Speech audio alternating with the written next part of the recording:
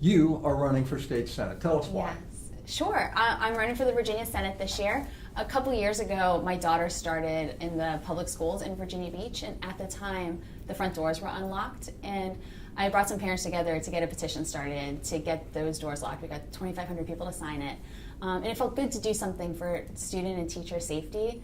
But I really wanted to tackle more complacency at the state senate level, because I know we need to keep guns out of dangerous hands, and we need to start funding our schools better. And so you came up with the idea of state senate of Virginia because you wouldn't be doing it if you were perfectly satisfied with the person that's in there now. Right. So tell me why you would be better. Right. Well, as I was saying, we need to do something to keep guns out of dangerous hands. And unfortunately, Bill DeSteff has been extreme on the gun issue. He's signed on to legislation like the bazooka bill. He has not supported universal background checks or red flag laws, which I think are common sense, basic things that are necessary for public safety. So that was one of the reasons why I thought it was important to run for the seat. So first of all, tell me, since you've been running, what kind of feedback are you getting from constituents? I assume you're mostly in front of friendly audiences that would be supportive of you, but what about when you're out in front of, R's and D's? What kind of feedback are you getting? Well, I'm knocking on doors for everybody, Republicans, Independents, Democrats. And I think across the board what I'm hearing is a consensus on they just want some sort of action to prevent gun violence. They want to see our schools have better funding. They know that education funding's been cut by 10% since 2008, and they're concerned about that. And no matter what political party you're with, you're concerned about your schools. And finally, everyone's concerned about their investments in their homes and businesses, from climate change and sea level rise and the threats they pose to our community and its sustainable future. People want to see some action, and that's why I'm running, because I'm tired of the complacency too. I'm ready to focus on action. On guns, could you kind of draw me out? I'm trying to draw you out a little bit more about like specifics, right? People talk about universal background checks, but what do they mean by that? And people talk about red flag laws, but really, what do they mean by that? And, okay. And then simple things like the person that was the gunman in the Virginia Beach shooting on May 31st had a silencer. I wonder what we ought to do about that, if anything. So what are your takes on those things? Well, I think the important thing to realize is that across Virginia, these are the things people want. 90% of people want universal background checks. Over 80% want red flag laws. So a universal background check simply means that there's a background check done on every single gun purchase, which is not currently happening across the Commonwealth. Red flag laws take into account the many facets of gun violence. There's gun violence by suicide. There's gun violence with intimate partners. There's everyday gun violence. And red flag laws allow family members who are worried that someone poses a risk to themselves or others to have a judge have the gun removed from the situation for a period of time so that everything can be a little bit safer.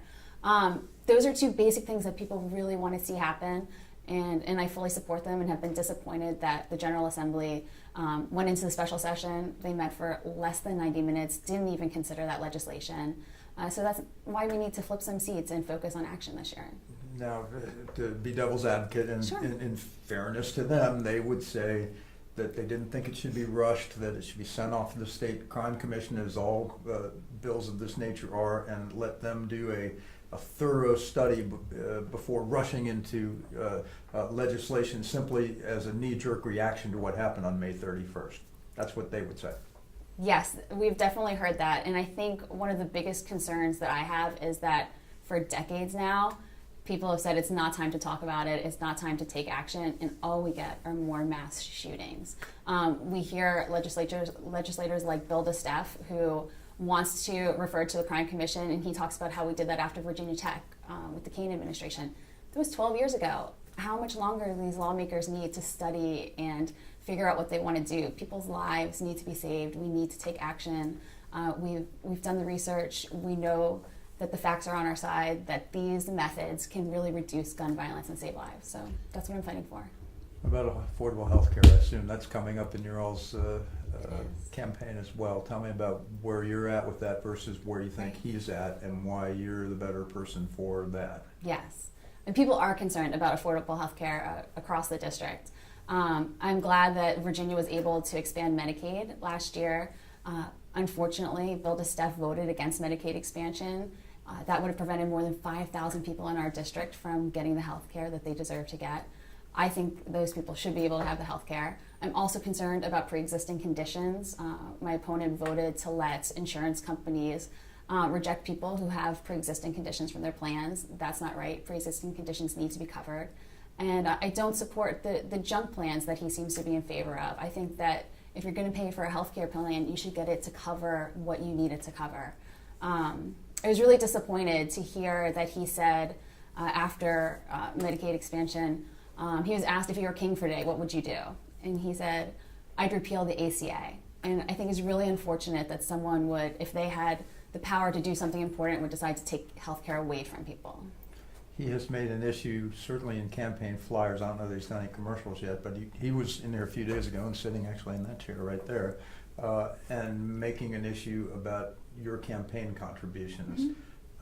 His point is that allegedly 80-90% of all your money is coming from out of the 757, and that all of his primarily is coming from in the 757, and that should say something to voters here in your Senate district as to who's backing you versus who's backing him. I'm proud of the grassroots support that we've had for our campaign. I think 90% of our contributions have been less than $100, and we've had tremendous support from across the Commonwealth of Virginia. I don't know the exact numbers of what percent comes from Virginia, but I know that we have a lot of grassroots support, and I know that we have hundreds of local volunteers who are out there working hard for us every day, knocking on doors, talking to voters, supporting the campaign. I'm proud of what we've done, and we're not taking contributions from big companies like Dominion Energy, who he not only takes campaign contributions from, but is personally invested in. And we're not being funded by the NRA like he is. And I think when you look at VPAP, and I hope everybody will go and check it out, you will see that our contributions are from people, and his contributions tend to be from companies and organizations. Let me ask you about your Navy background. The very first time I laid eyes upon you was on television in your first commercial, and you're wearing a t-shirt that says Navy. Love that shirt. You talk about your Navy background, which I'd like you to do that as well. Sure. But you know, Bill's in the Navy too. Mm-hmm. So if Navy's your thing as a voter, well, it's kind of a coin flip, isn't it? Because both of you all served our country honorably. I'm proud of my service in the Navy. I loved my time on active duty. I served as a surface warfare officer. I deployed to the Persian Gulf during Operation Enduring Freedom aboard the USS Trenton. I had a variety of jobs while I was on the ship, but primarily was a ship driver during when I was on watch, and fully qualified surface warfare. I was the Combat Systems Center officer, assistant operations officer. I was the legal officer. Lots of great stuff. It was a fantastic experience, and I think that it really inspired me to focus on people and how we can make things better for everybody. You know, as an officer, you're really trained. You don't leave your people behind. You always focus on what's better for them and what's good for the team. And I think that's the mentality I'm trying to bring to this race. Okay, so November 5th, just days away. Here's your chance for your closing argument. Why, when they go in and flip a coin as to who to vote for, should they vote for you? This November 5th is going to affect us for the next decade. The people that we choose for this election will be able to decide whether or not we have fair district lines drawn for the next decade in Virginia. A vote for me would be a vote for gun violence prevention, for protecting healthcare, for funding our schools and paying our teachers better. It would be a vote to focus on a sustainable environment that recognizes the challenges and opportunities that we have to deal with climate change and sea level rise. We also have a historic opportunity to ratify the Equal Rights Amendment, which I'm fully in favor of and would hope to support.